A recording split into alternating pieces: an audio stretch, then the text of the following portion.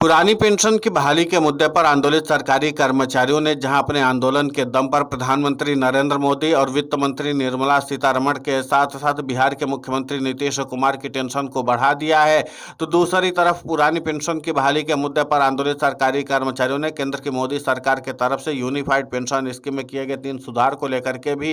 सिरे से खारिज कर दिया। इसके बाद से ही प्रधानमंत्री नरेंद्र मोदी की टेंशन और भी ज्यादा बढ़ गई है और उनको तगड़ा झटका भी लगा है। आपको बता दें कि पुरानी पेंशन की बहाली के मुद्दे पर आंदोलित सरकारी कर्मचारियों का आंदोलन ही प्रधानमंत्री नरेंद्र मोदी की टेंशन को नहीं बढ़ा रहा है, बल्कि एनडीए के घटक दलों ने भी पुरानी पेंशन की बहाली के मुद्दे पर बगावती सुर अपनाना शुरू कर दिया है। अब माना जा रहा है कि प्रधानमंत्री नरेंद्र मोदी को बिहार में डैमेज कंट्रोल करने की नौबत आन पड़ी है, क्योंकि पुरानी पेंशन की बहाली के मुद्दे पर आंदोलित सरकारी कर्मचारियों का ओपीएस फैक्टर अब एनडीए के घटक दलों के लिए काल बनता चला जा रहा है। और इसी के नाते से एनडीए के घटक दलों ने अब प्रधानमंत्री नरेंद्र मोदी और मुख्यमंत्री नीतीश कुमार के ऊपर दबाव बनाना शुरू कर दिया है। वो किसी भी हाल में यूनिफाइड पेंशन स्कीम और पुरानी पेंशन की बहाली की लड़ाई को लेकर के अपने सीट को नहीं गंवाना चाहते हैं और इस बात का संदेश एनडीए के घटक दलों ने दे दिया है। आपको बता दें कि बिहार में पुरानी पेंशन की बहाली के मुद्दे पर आंदोलित सरकारी कर्मचारियों ने अब जबरदस्त तरीके से ओपीएस फैक्टर को स्थापित कर दिया और इसके जरिए सरकारी कर्मचारियों ने व्यापक रणनीति बना ली है।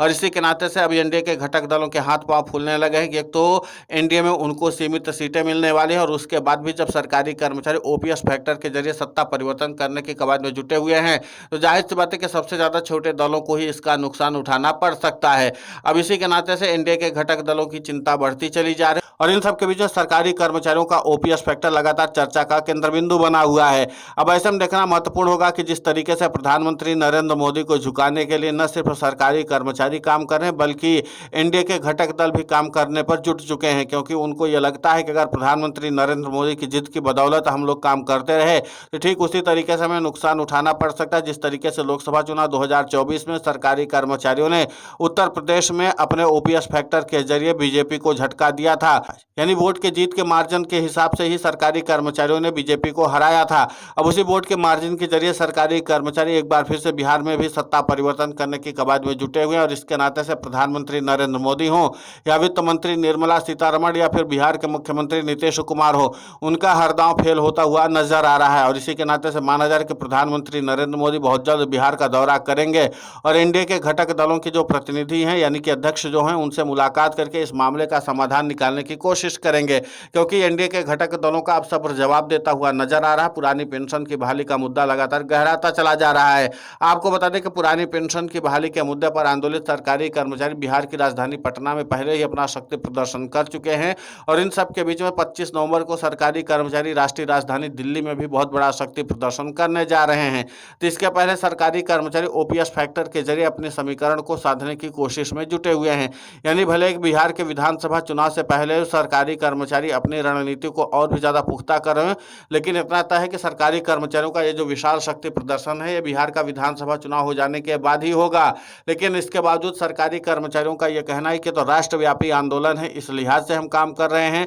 बल्कि जो बिहार में सरकारी कर्मचारियों की रणनीति है वो ये है कि हम अपने ओपीएस फैक्टर के जरिए जो शक्ति प्रदर्शन किए हैं उसी के आधार पर सत्ता परिवर्तन करने की कोशिश करेंगे। तो यानी कुल मिलाकर के कि एनडीए के घटक दल, विपक्षी दल और सीधे तौर पर सरकारी कर्मचारी, ये तीन मिलकर के अब बीजेपी को घेरने की कवायद में जुट चुके हैं। तो ऐसे में देखना दिलचस्प होगा कि प्रधानमंत्री नरेंद्र मोदी इसका क्या विकल्प निकालते हैं, क्योंकि पुरानी पेंशन की बहाली के मुद्दे पर आंदोलित सरकारी कर्मचारियों और उनके प्रतिनिधियों ने कहा जिस तरीके से केंद्र की नरेंद्र मोदी सरकार ने यूनिफाइड पेंशन स्कीम में सुधार किया है वो सरकारी कर्मचारियों के प्रतिनिधियों से मुलाकात किए बिना ही और उनसे चर्चा किए बिना ही सुधार किया है, जिसकी मांग सरकारी कर्मचारियों ने की भी नहीं थी। तो जाहिर सी बात है कि एनडीए के लिए सबसे बड़ी चुनौती है कि अब किसी भी हाल में बिहार में सत्ता को बचाए रखना, क्योंकि जाहिर सी बात है कि अगर बिहार में सरकारी कर्मचारी सत्ता परिवर्तन कर सकते हैं तो इसका इम्पैक्ट केंद्र की नरेंद्र मोदी सरकार पर भी पड़ेगा। जाहिर सी बात है कि अगर बिहार में मुख्यमंत्री नीतीश कुमार को झटका लगता है एनडीए में रहते हुए और महागठबंधन को जीत मिलती है तो मुख्यमंत्री नीतीश कुमार फौरन महागठबंधन के साथ हो लेंगे। उनको सीधे तौर पर एक समीकरण समझ में आता कि जिसके साथ सत्ता बन जाए उन्हीं के साथ हम जुड़ जाएं।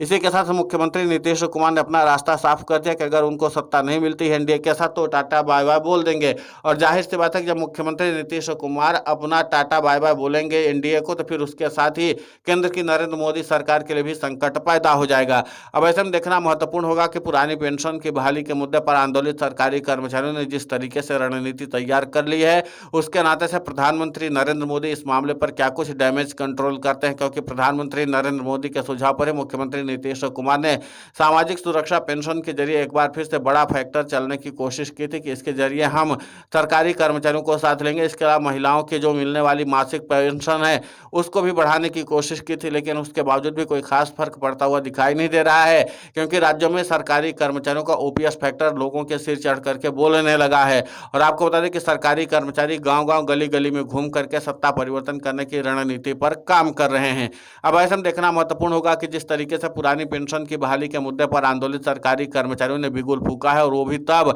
जब बिहार के विधानसभा चुनावों की तारीखों का ऐलान चुनाव आयोग ने कर दिया है। तो वैसे में देखना यह भी महत्वपूर्ण होगा कि प्रधानमंत्री नरेंद्र मोदी जब बिहार के दौरे पर जाएंगे तो जाहिर सी बात है कि वो सीधे तौर पर एनडीए के घटक दलों को साधने की कोशिश करेंगे। अब यह भी अहम बात होगी कि सरकारी कर्मचारियों का ओपीएस फैक्टर इस बार बिहार के विधानसभा चुनाव में कितना निर्णायक साबित होगा। हालांकि राजनीतिक विश्लेषक इस बात की पुष्टि करते हैं कि अगर सरकारी कर्मचारी बिहार में चाह लेते हैं तो सत्ता परिवर्तन हो करके रहेगा। अब सरकारी कर्मचारियों की रणनीति कितना ज्यादा फायदेमंद साबित होती है आने वाले वक्त में पता चलेगा। फिलहाल इस पूरे घटनाक्रम को लेकर के आपकी प्रतिक्रिया बहुत महत्वपूर्ण होती है, आप हमें कमेंट करके जरूर बताएं। साथ ही पुरानी पेंशन की बहाली के मुद्दे को लेकर के हम लगातार आंदोलित होकर के खबरें चला रहे हैं। आप हमारे चैनल को सब्सक्राइब करें, खबर को ज़्यादा से ज़्यादा शेयर करें ताकि पुरानी पेंशन की बहाली का मुद्दा और बुलंद हो।